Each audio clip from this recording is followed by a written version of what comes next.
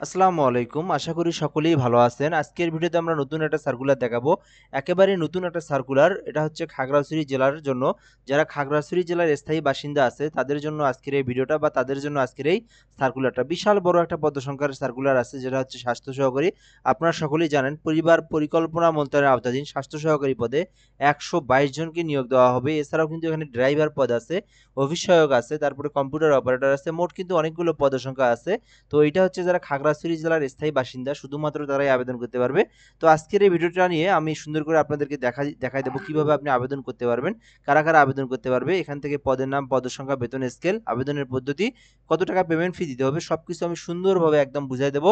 তো অবশ্যই ভিডিওটা যদি আপনি শেষ পর্যন্ত দেখে থাকেন তাহলে কিন্তু আপনি খাগড়াছড়ি জেলার সিভিল সার্জনের কার্যালয়ের যে নিয়োগ বিজ্ঞপ্তিটা আছে এটা সম্পর্কে আপনি এ টু জেড জানতে পারবেন। অবশ্যই শেষ পর্যন্ত দেখবেন, এক নম্বর বিষয়। দ্বিতীয় যে বিষয়টা, যদি আপনি চ্যানেলটাতে নতুন হয়ে থাকেন অবশ্যই সাবস্ক্রাইব করে রাখবেন। বাংলাদেশের যত সার্কুলার আছে সকল সার্কুলার, সরকারি সার্কুলারগুলো সবার আগে আমি এই চ্যানেলে আপলোড দিয়ে থাকি। এম আর রাইহান হাসান এই চ্যানেলটার নাম।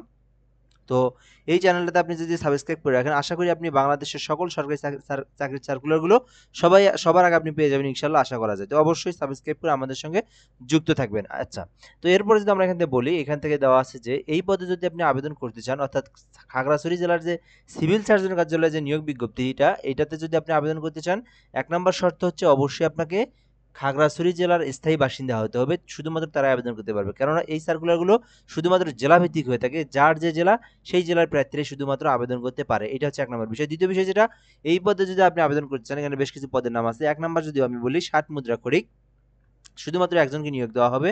14 গ্রেডের কোনো স্বীকৃতি বিশ্ববিদ্যালয় হতে স্নাতক পাশ করলে আপনি খাগড়াছড়ির স্থায়ী বাসিন্দা হতে হবে, এক নম্বর। দ্বিতীয় বিষয় হচ্ছে অবশ্যই আপনাকে স্নাতক পাশ করতে হবে এবং এটাতে যদি আপনি আবেদন করতে চান কম্পিউটারের দক্ষতা থাকতে হবে।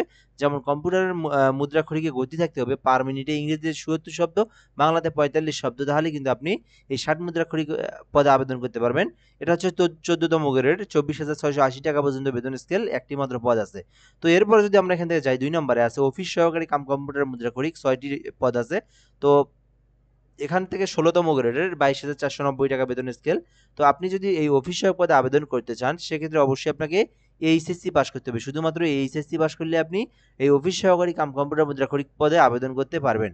দ্বিতীয় যে বিষয়টা, এটাতে কিন্তু অবশ্যই আপনাকে কম্পিউটারের টাইপের গতি পার মিনিটে বাংলাতে 20 মিনিট, ইংরেজিতে বাংলাতে 20 শব্দ, ইংরেজিতে 20 শব্দ যদি আপনি নিয়ে আসতে পারেন তাহলে কিন্তু আপনি আবেদন করতে পারবেন। অফিস সহায়ক পদে আবেদন করতে চাইলে বাংলা ইংরেজিতে গতি 20 শব্দ বা 20 শব্দ নিয়ে আসলে আপনি আবেদন করতে পারবেন। 6টি পদ আছে, 16তম গ্রেডের, অনেক ভালো একটা জব সার্কুলার। এটা মাত্র শুধুমাত্র খাগড়াছড়ি জেলার স্থায়ী বাসিন্দা আছে, শুধুমাত্র তাদের জন্য। এরপরে যদি আমরা বলি স্বাস্থ্য সহকারী, এই পদটা সব থেকে বড় একটা পদ। দেখেন, একটা জেলার শুধুমাত্র একটা পদই ১১২ জনকে যদি নিয়োগ দিয়ে থাকে সেক্ষেত্রে কিন্তু আপনার চাকরির এখান থেকে নেওয়াটা কিন্তু খুবই সহজ। কেননা এটাই হচ্ছে কারণ, দেখেন এই যে ১১২টি পদের যদি সার্কুলার বাংলাদেশের কোনো একটা অধিদপ্তরে ছাড়তো, অর্থাৎ হচ্ছে আপনার বাংলাদেশের সকল জেলার প্রার্থীরা যদি আবেদন যদি করতে পারতো, তাহলে এই ১১২টি পদের আবেদন পড়তো প্রায় কয়েক লক্ষ। কিন্তু যেহেতু শুধুমাত্র আপনাদের জেলার, সেই ক্ষেত্রে ১১২টির এই পদে ধরেন আপনার হচ্ছে আবেদন কিন্তু অনেক, শুধুমাত্র যেহেতু নিজ জেলার, তারপর আবার এইচএসসি পাস, তো অনেক কিন্তু কম আবেদন পড়বে। ঠিক আছে, চাইলেই কিন্তু সবাই আবেদন করতে পারবে না, আবার অনেকের বয়স শেষ হয়ে গেছে। তো এই জন্যে যারা আছেন আর কি খাগড়াছড়ি জেলার, এই পদগুলোতে আপনারা মিস করবেন না। এই পদগুলোতে অবশ্যই আপনারা আবেদন করার চেষ্টা করবেন এবং একটু ভালো করে প্রিপারেশন নিলে কিন্তু আপনার জেলার যে চাকরিটা আপনার জেলাতে কিন্তু হয়ে যাবে। ঠিক আছে, তো পদ সংখ্যাটা শুধু দেখবেন ১১২টি পদ আপনাদের নিজের জেলার মধ্যেই, শুধুমাত্র নিজের জেলার প্রার্থীরা আবেদন করতে পারবে। তো স্বাস্থ্য সহযোগিতা আবেদন করতে চাইলে আপনাকে যে যোগ্যতা লাগবে সেটা হচ্ছে শুধুমাত্র এইচএসসি পাস, শুধুমাত্র উচ্চ মাধ্যমিক পাস করলে আপনি আবেদন করতে পারবেন। এর পাশাপাশি কিন্তু কোনো ধরনের কোনো ধরনের অভিজ্ঞতা বা কোনো কিছুরই প্রয়োজন নেই।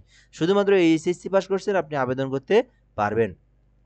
এরপরে আসছে ৪ নম্বরে ড্রাইভার, একটি পদ। তো এটাতেও আপনি আবেদন করতে পারেন। এক্ষেত্রে শুধুমাত্র ৮ম শ্রেণী পাস করলে আপনি আবেদন করতে পারবেন এবং আপনার একটা ড্রাইভিং লাইসেন্স থাকলেই কিন্তু আপনি ড্রাইভার পদে আবেদন করতে পারবেন। তো খাগড়াছড়ি জেলার কেউ যদি ড্রাইভার থেকে থাকেন, তো আপনারা কিন্তু এই যে ড্রাইভার পদে আবেদন করতে পারেন। শুধুমাত্র ৮ম শ্রেণীর সার্টিফিকেট থাকলে আপনি আবেদন করতে পারবেন। তো এরপর আমরা এখান থেকে দেখব যে মেইন বিষয় যেটা, বয়সটা হচ্ছে ১৮ থেকে ৩২ বছর হলে আপনি আবেদন করতে পারবেন। শুধুমাত্র 18 থেকে 32 বছরের মধ্যে আবেদন করতে পারবেন। 32 প্লাস হইলে আপনি আবেদন করতে পারবেন না। 32 প্লাস হলে আপনি আবেদন করতে পারবেন না। অবশ্যই আপনাকে 18 থেকে 32 বছরের মধ্যে হতে হবে। তারপরে যদি আমরা এখান থেকে নিচের দিকে আসি, আবেদনের প্রসেস, পেমেন্ট ফি এই বিষয়গুলো আমাদেরকে দেখতে হবে। সো এখানে কি প্রয়োজনীয় কাগজপত্রগুলো লাগবে। পূর্বের বিজ্ঞপ্তিমূলক আবেদনকারীগণ পুনরায় আবেদন করার প্রয়োজন নেই। যারা আগে আবেদন করেছেন তাদের আবেদন করার প্রয়োজন নাই। প্রার্থীকে জন্মসূত্রে বাংলাদেশের নাগরিক ও খাগড়াছড়ি জেলার স্থায়ী বাসিন্দা হতে হবে। আবেদনের পত্রে নিম্নোক্ত কাগজপত্র যদি একম শ্রেণী গেজেটের কর্মকর্তা কর্তৃক সত্যায়িত করে সংযুক্ত করতে হবে। এসএসসি সনদ, জাতীয় পরিচয়পত্রের ভিত্তিতে বয়স প্রমাণিত হবে। খাগড়াছড়ি জেলার স্থায়ী বাসিন্দার সমর্থনে জেলা প্রশাসক অথবা সার্কেল চিফ কর্তৃক প্রদত্ত স্থায়ী বাসিন্দার সনদ সত্যায়িত থাকতে হবে। জাতীয় পরিচয়পত্র, NID card, smart NID card সত্যায়িত থাকতে হবে। আবেদনপত্রের সাথে 1 কপি প্রবেশপত্র, 2 কপি পাসপোর্ট সাইজের ছবি কিন্তু আপনাকে অবশ্যই গাম দিয়ে লাগাই দিতে হবে। আচ্ছা, এইটা কিন্তু অনলাইনের মাধ্যমে আবেদন না। বাংলাদেশের আজ পর্যন্ত যতগুলো সার্কুলার দেখছি প্রায় 32 থেকে 35টা জেলাতে, সকল জেলার আবেদন কিন্তু অনলাইনের মাধ্যমে, কিন্তু এইটাতে অনলাইনের মাধ্যমে না, এটাতে হচ্ছে আপনার অফলাইন যেটাকে বলা হয় কাগজ কলমের মাধ্যমে কিন্তু আপনাকে আবেদনটা দিতে হবে। ঠিক আছে, সো কিভাবে দিবেন আপনাদেরকে আমি এটাও দেখাবো। তো পাতা নং 2 যদি এখান থেকে দেওয়া আছে যারা মুক্তিযোদ্ধার সন্তান, তারপরে যারা হচ্ছে প্রতিবন্ধী যারা আছে তাদের জন্য দেওয়া আছে, তারা এগুলো দেখে নিতে পারেন। তো এই আবেদন করতে গেলে আপনাকে 100 টাকার একটা কি লাগবে, 100 টাকার একটা কিন্তু আপনার সোনালী ব্যাংকের কিন্তু একটা চেক লাগবে। ঠিক আছে, কিভাবে আপনি নেবেন এটাও আমি আপনাদেরকে বুঝিয়ে দেবো। সো আপনি যদি এটাতে আবেদন করতে চান, 100 টাকা অফেরতযোগ্য, 100 টাকা অফেরতযোগ্য, চেয়ারম্যান পার্বত্য জেলা পরিষদ খাগড়াছড়ি এর নমনীয় সোনালী ব্যাংক খাগড়াছড়ি শাখা চলতি হিসাব নং, এই যে এখানে এই হিসাব নঙে জমা দিয়ে একটা চেক নিতে হবে। আপনি সোনালী ব্যাংকে যাবেন, 1 নম্বর বিষয়।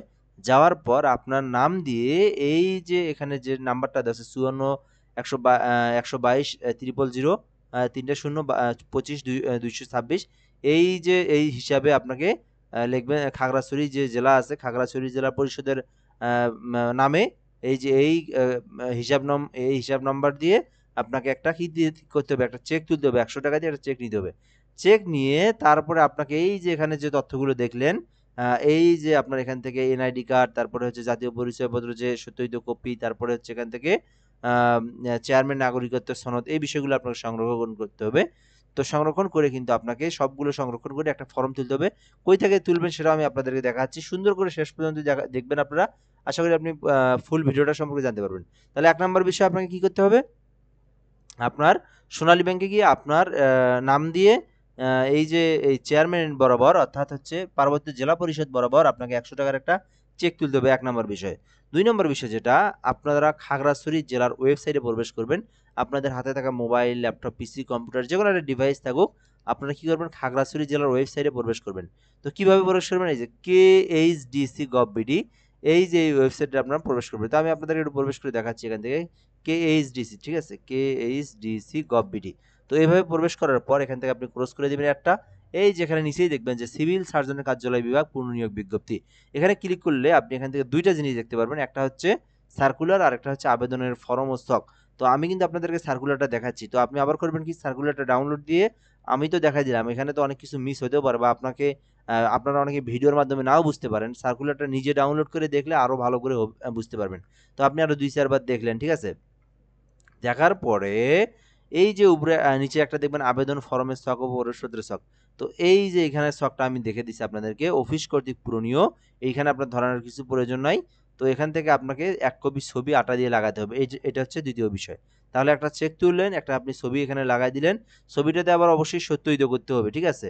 সো কার দ্বারা? যেকোনো একম শ্রেণীর গেজেটের কর্মকর্তা দ্বারা আপনাকে সত্যায়িত করে নিতে হবে।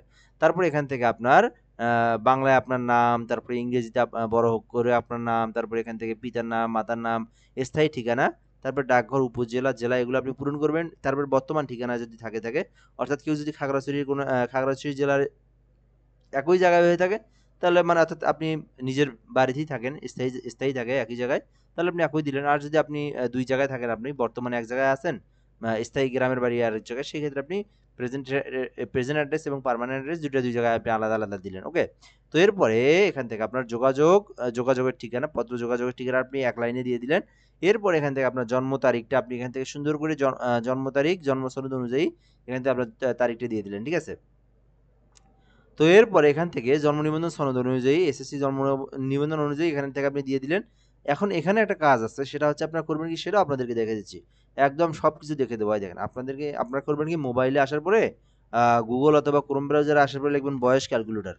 বয়স ক্যালকুলেটর লেখার পরে আপনি প্রথম যে ওয়েবসাইট আছে এখানে একটা ক্লিক করবেন। ক্লিক করার পর এই যে সালটা, এটা কিন্তু অটোমেটিক ঠিকই থাকবে। এখানে আপনার জন্ম তারিখটা দিয়ে দিবেন। মনে করেন আপনার জন্ম তারিখ হচ্ছে 10/2/2001, হ্যাঁ? এভাবে আপনি দিবেন। দিয়ে আপনি এখানে ক্যালকুলেটরে সাবমিট দিয়ে দেবেন। তাহলে আপনার বয়স কত দাঁড়াচ্ছে? ৮ দিন ৮ মাস ২০২৪। তো এখান থেকে আপনি দিয়ে দিবেন ৮ দিন ৮ মাস ২০২৪, মানে শুধু ২৪ আরকি, ২৪ বছর। তাহলে ২৪ বছর ৮ মাস ৮ দিন আপনার বয়স চলতেছে। এভাবে আপনি এটা বের করে দিবেন, ঠিক আছে? সো মহিলা, পুরুষ আপনি এখান থেকে লিঙ্গ দিয়ে দিবেন। পুরুষ হলে পুরুষ, মহিলা হলে মহিলা লিখবেন। তারপরে এখান থেকে বৈবাহিক অবস্থা, যদি বিবাহিত হয়ে থাকেন তাহলে লিখবেন বিবাহিত, অবিবাহিত লাগলে অবিবাহিত লিখবেন। বিশেষ কোটা যদি আপনার থেকে থাকে, প্রতিবন্ধী কোটা, শারীরিক প্রতিবন্ধী কোটা, হ্যাঁ? এগুলো যদি কোটা থেকে থাকে এগুলো দিয়ে দিবেন। মুক্তিযোদ্ধার কোটা যদি আপনি সন্তান হয়ে থাকেন, তাহলে আপনি এখান থেকে দিয়ে দিবেন।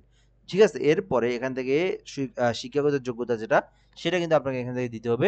তো এটা কিন্তু অবশ্যই আপনাকে প্রিন্ট করে হাত দিয়ে লিখতে হবে, ঠিক আছে? স্বহস্তে আবেদন। সো এখান থেকে আপনার ক্রমিক নং ১ নাম্বার দিয়ে, এখান থেকে যদি এসএসসি হয় তাহলে আপনি এসএসসির নামটা দিলেন, পরীক্ষার নাম এসএসসি লিখবেন। এখানে আপনার কোন বিভাগ থেকে আপনি দিয়েছেন সেটা দিবেন, পাশের বছর এবং বোর্ড দিবেন। তারপরে এখান থেকে যদি চট্টগ্রাম বোর্ড হয় চট্টগ্রাম দিয়ে দিলেন, পাশের বছর ২০১০ হলে ২০১০ দিবেন। এভাবে আপনি এখান থেকে ২ নম্বরে দিয়ে এইচএসসি দিলেন, এরপর আপনি দিলেন। এরপর যদি আপনার অনার্স থেকে থাকে তাহলে আপনি এখান থেকে অনার্স লিখে পরীক্ষার নাম দিয়ে আপনি এখান থেকে এভাবে সকল তথ্যগুলো আপনি সুন্দরভাবে পূরণ করে দিলেন। এরপর অভিজ্ঞতা যদি আপনার থেকে থাকে তাহলে আপনি এখান থেকে হ্যাঁ দিয়ে দিলেন। প্রশিক্ষণের নাম দিয়ে দিলেন, যদি অভিজ্ঞতা থাকে এই বিষয়গুলো আপনি দিয়ে দিলেন। আবেদনের ফি বাবদ জমা দানের স্লিপ নং, অর্থাৎ আপনি যে এই যে চেকটা যে দিলেন, সেই চেকের কিন্তু যে স্লিপ নাম আছে, স্লিপ নাম্বারটা আপনি দিয়ে দিলেন। ব্যাংকের নাম, কোন ব্যাংক থেকে আপনি করছেন সেটা আপনি দিয়ে দিবেন। দেওয়ার পর এখান থেকে আপনার একটা স্বাক্ষর এবং আপনার পূর্ণাঙ্গ তারিখ দিবেন। সো এই তথ্যগুলো কিন্তু আপনাকে দিয়ে তারপরে কিন্তু আপনাকে আবেদনটা করতে হবে, ঠিক আছে? এইভাবে আপনি এখান থেকে সকল তথ্যগুলো পূরণ করবেন। আপনি এখান থেকে পূরণ করার পরে আপনাকে কিন্তু একটা খামের মধ্যে প্রেরক প্রাপক লিখে কিন্তু আপনাকে পূরণ করতে হবে। তো এই বিষয়টা আপনাদেরকে এখানে আপনাদের এটা হচ্ছে আপনাদের প্রয়োজন নয়, এটা হচ্ছে এরা পূরণ করবে আরকি, ওনারা পূরণ করবে। তো এই হলো বিষয়। যারা হচ্ছে নিজেরা আবেদন করবেন, সুন্দর করে দেখে শুনে বুঝে আপনারা কিন্তু এই যে এই তথ্যগুলো পূরণ করে আপনার এনআইডি কার্ড, চেয়ারম্যান, নাগরিকত্ব সনদ, এগুলো যোগ করার পরে, সত্যায়িত করার পরে সুন্দর করে একটা খামের মধ্যে এই তথ্যগুলো আপনি ভরাবেন। ভরানোর পরে এখান থেকে প্রেরক প্রাপক লিখে আপনার ঠিকানা লিখবেন এবং অপর পাশায় যেখানে পাঠাবেন, এই যে জেলা পরিষদ বরাবর, এখান থেকে আপনাদেরকে দেখাই কার নামে পাঠাবেন। এই যে এখান থেকে আপনি এই যে আপনাদেরকে দেখাই, সকল জারি ব্যক্তি মূল কপি জমা দিতে হবে। এই যেখান থেকে কোথায় পাঠাবেন, প্রাপক দেখায়, প্রাপক দেখাচ্ছে আপনাদেরকে, এই যে এখান থেকে চেয়ারম্যান অস্থায়ী খাগড়াছড়ি পার্বত্য জেলা পরিষদ বরাবর আপনি পাঠাবেন, ঠিক আছে? শেফালিকে ত্রিপুরা, খাগড়াছড়ি ত্রিপুরা জেলা পরিষদের কাছে আপনি পাঠিয়ে দিবেন। আপনি ডাকযোগেও পাঠিয়ে দিতে পারেন অথবা আপনি নিজে গিয়েও পাঠিয়ে দিতে পারেন। তো এই হলো বিষয়। যারা আবেদন করবেন অবশ্যই আপনারা আবেদন করার চেষ্টা করবেন, যেহেতু পদটা অনেক বড়, ঠিক আছে? সো ভিডিওটা এই পর্যন্তই। যদি কিছু বুঝতে সমস্যা হয় কমেন্ট বক্সে কমেন্ট করবেন, আপনাদেরকে বুঝিয়ে দেওয়া হবে ইনশাআল্লাহ। ভালো থাকবেন, অবশ্যই চ্যানেলটাতে সাবস্ক্রাইব করে আমাদের সঙ্গে যুক্ত থাকবেন। আসসালামু আলাইকুম।